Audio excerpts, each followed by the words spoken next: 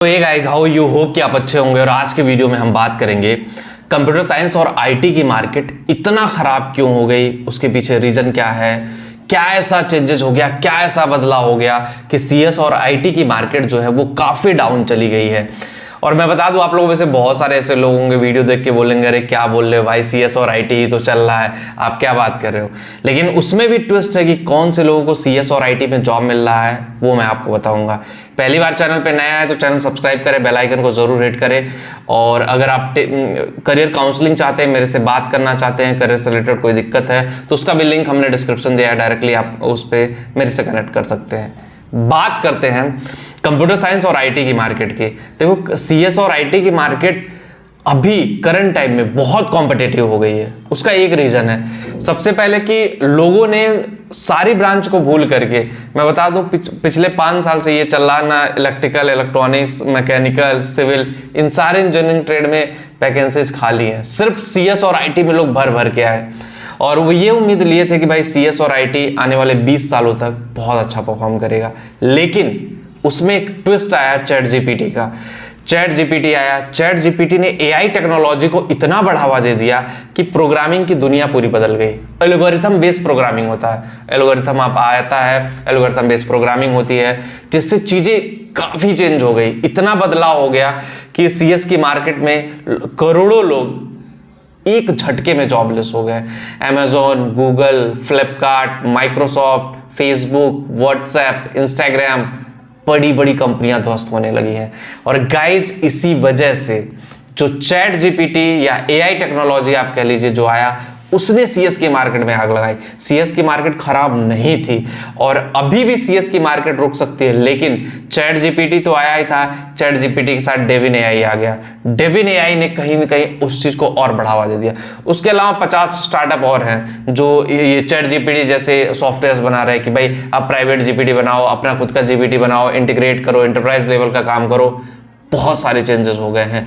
Normal जो coding होती थी वो एल्गोरिथम और प्रोग्रामिंग बेस्ड कोडिंग हो गई कि भाई एल्गोरिथम बनेगा, उस तरह किस तरह से डेटा पे काम होगा, किस तरह से चीज़ों पे काम होगा, पूरी तरह से बदल गई दुनिया।